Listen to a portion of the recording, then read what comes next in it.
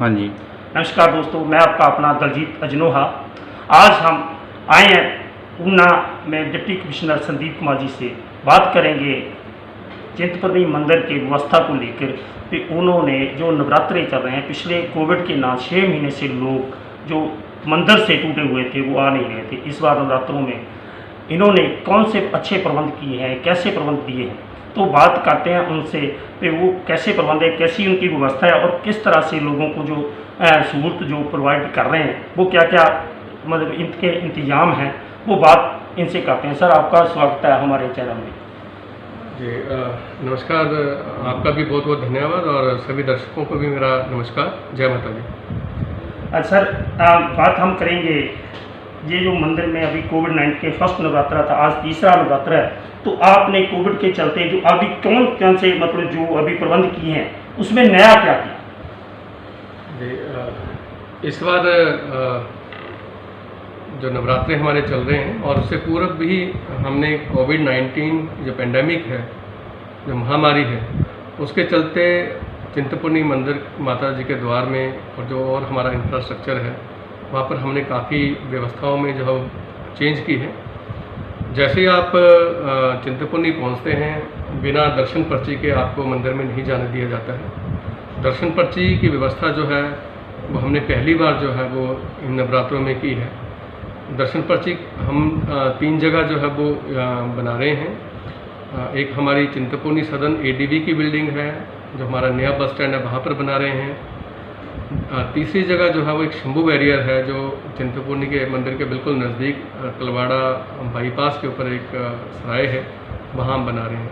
लोगों की फैसिलिटी के लिए, उनके हैंड सैनिटाइज करने के लिए, उनसे कोविड-19 के बचाव के लिए जितने भी हमारे पास उपाय हैं, हम उनको जो है वो लोगों की सुरक्षा को देखते हुए वहाँ पर अपना रहे हैं।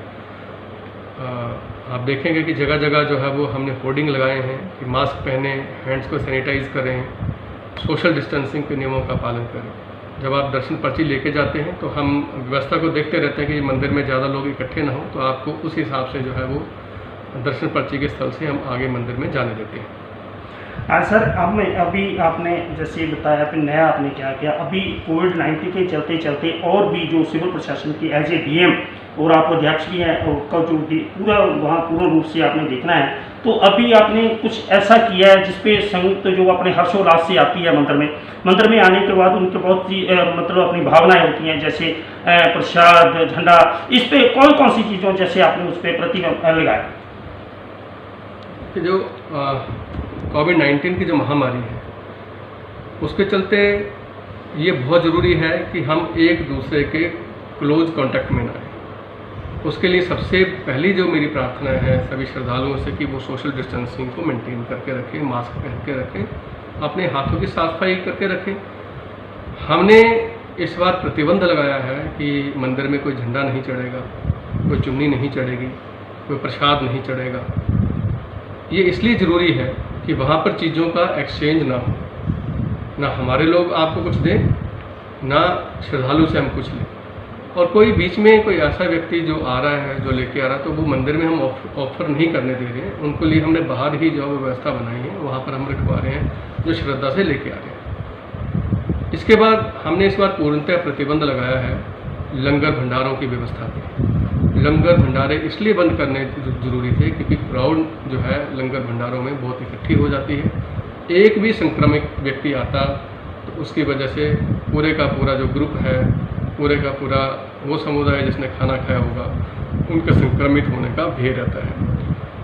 हमने बार बार आपसे रिक्वेस्ट की है कि मंदिर में जब जाते हैं तो बिल्कुल छोटे बच्चों को या जो भी वहाँ पर भिखारी होते हैं उनको किसी भी तरह का आप चीज़ें ना दें, भिक्षावृत्ति को जो है वो बढ़ावा ना दें।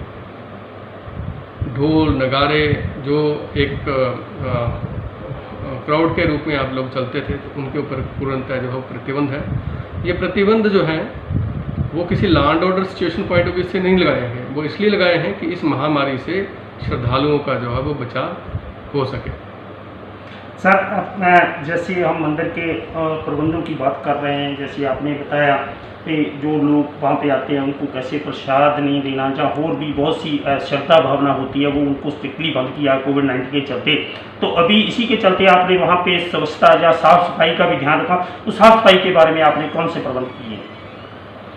जी, मंदिर में, मंदिर के आसपास पूरे चिंतपूर्णी क्षेत्र में, इवन भरवाई से और जो हमारा मुबारकपुर का एरिया है वहाँ से ही जो साफ़ सफाई की जिम्मेवारी है वो मंदिर प्रशासन ने ली है। इस वक्त हमारे बहुत लोग जो सफाई से, हमारे सफाई सहयोगी हैं, वो हर जगह आपको काम करते हुए मिल जाएंगे। मंदिर को बार बार सैनिटाइज भी किया जाता है, रास्तों को हम सैनिटाइज करते हैं सोडियम हाइपोक्लोराइड सॉल्यूशन से, और जितना भी गार्बेज इकट्ठा होता है उनको हम एक अलग जगह जाके सेग्रीगेट करते हैं, उसको डिस्पोज ऑफ करते हैं। जो स्थानीय दुकानदार हैं उनसे भी हमने अनुरोध किया है कि वो खुले में कूड़ा करकट ना फेंकें, हमारी गाड़ी जब जाती है तो उसमें वो कूड़ा करकट आदि डाल दें। आप यदि चिंतपूर्णी एरिया में विजिट करें तो आप देखेंगे कि वहाँ पर साफ़ सफाई के बहुत अच्छे अरेंजमेंट जो है इस बार जिला प्रशासन और मंदिर प्रशासन ने किए हैं।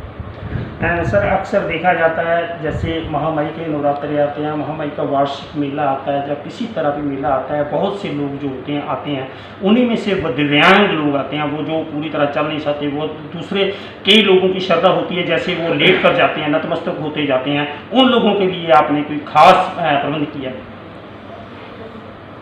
श्री चिंतपूर्णी माता जी के द्वार में जो भी अक्षम दिव्यांग व्यक्ति आता है उसके लिए हमने चिंतपूर्णी सदन, हमारा जो एडीबी बिल्डिंग है जिसको हम बोलते हैं, जहाँ हमने दर्शन पर्ची लगाई है, दर्शन पर्ची बना रहे हैं, वहीं से हमने एक एम्बुलेंस की सुविधा दी है और इन दिव्यांगों को हम ले जाते हैं, उनको लिफ्ट द्वारा मंदिर परिसर में ले जाते हैं और वहाँ पर दर्शन करके उनको पुनः उन्हीं के स्थान पर वापस, जो जहाँ से उनको पिक किया होता है वहीं पर उनको हम वापस एम्बुलेंस से छोड़ देते हैं। उनके साथ यदि कोई अटेंडेंट है तो उसको भी हम जो है साथ में फैसिलिटेट करते हैं। जो व्यक्ति भावनात्मक रूप से कोई लेट के चल रहे हैं, कोई क्रॉल करते हुए जाते हैं, तो उनके लिए हमारे पुलिस के जो वहाँ पर फोर्स लगी है। इसके अलावा हमारे कोई 200 वॉलंटियर्स जो हैं वो स्वयंसेवी जो हैं वो मंदिर के आसपास एरिया में काम कर रहे हैं, वो उन लोगों को फैसिलिटेट करते हैं जिससे कि वो अच्छे से दर्शन करके आए। सर आप बात करेंगे कोविड-19 की। हमने जब से बातचीत अपना ये साक्षात शुरू किया है तब से हम कोविड को लेकर बातचीत कर रहे हैं। मान लो अगर भगवान महामाई के मंदिर में, माता रानी के मंदिर में कोई कोविड-19 या कोविड के जो कोई ऐसा व्यक्ति आपको दिखाई देता है, जब आपको किसी से कंप्लेंट मिलती है भैया वो वहाँ पे कोविड-19 के उसे सिम्टम पाए जा रहे हैं, तो आप उसको कैसे ट्रीट करें? सर्वप्रथम मेरा आग्रह है श्रद्धालुओं से जो भी यहाँ आ रहे हैं कि यदि कोई बुखार, खांसी, जुकाम किसी को भी है तो वो ना आए, घर में ही माता जी के लाइव दर्शन करें। लेकिन कोई बीमार व्यक्ति थर्मल स्क्रीनिंग के वक्त जब हमारी मेडिकल पोस्ट है वहाँ पर उनको चेक कर रही हैं, किसी का टेम्परेचर या किसी को सिम्टोमेटिक पाया जाता है तो उसको तुरंत आइसोलेट करने के लिए हमने जहाँ दर्शन पर्ची का स्थान है उसके आसपास हमने आइसोलेशन वार्ड बनाया है। उनको तुरंत आइसोलेशन में ले जाया जाएगा और उनको बाद में हॉस्पिटल में जो है वो आइसोलेट करके वहाँ पर उनके टेस्ट होंगे और अगले वो 10-1 दिन तक जो है वो जब तक उनकी वो जो सिम्टम्स हैं जब तक ख़त्म नहीं हो जाते तब तक उनको जो है वो हॉस्पिटलाइज ही रखें। सर हम बातचीत कर रहे थे कोविड-19 को लेकर, अभी मंदिर की व्यवस्था के बारे में आपने बताया, बहुत विस्तार से बताया। क्या आपने वहाँ पे देखा बहुत से लोग ऐसे होते हैं जो महामाई में बहुत श्रद्धा रखते हैं, बहुत से जो हमारे जो कानून है, जो दिशा निर्देश होते हैं उनको कभी कभार नहीं मानते, क्या ऐसा है कोई ऐसा मतलब वहाँ पे लग रहा है आपने देखा कि पूरी तरह जो प्रिकॉशंस जो आपके द्वारा दिए जा रहे हैं वो लोग उसको फॉलो कर रहे हैं? मैंने आपको पहले भी कहा कि इस बार की जो परिस्थितियाँ हैं वो अलग हटके हैं। ये कोई कानून एवं व्यवस्था बनाने के लिए नहीं है बल्कि एक महामारी से बचाव के लिए, और महामारी से तभी बचा जा सकता है जब आप स्वयं जो है वो सतर्क रह रहे हैं। हमारे लोग यदि कोई व्यक्ति वहाँ पर बिना मास्क के जा रहा है तो अभी चालान करते हैं, पुलिस ने जो है वो काफ़ी चालान किए हैं। इसके अलावा लोगों को हम गाइड भी करते हैं, वहाँ पर मोटिवेट भी करते हैं कि वो हमने व्यवस्था बनाई है, आपके हाथ धोने की व्यवस्था बनाई है, हैंड्स को सैनिटाइज करने की व्यवस्था बनाई है, उनमें कोई कमी हो तो आप बताइए। सारी व्यवस्थाएं बनाने के बावजूद यदि आप अपनी सेहत का ध्यान नहीं रखेंगे, अपने परिवार की स्थिति का ध्यान नहीं रखेंगे, छोटे बच्चे बुजुर्गों का ध्यान नहीं रखेंगे तो आप स्वयं जिम्मेवार हैं। आप जिम्मेवारी के साथ पूरे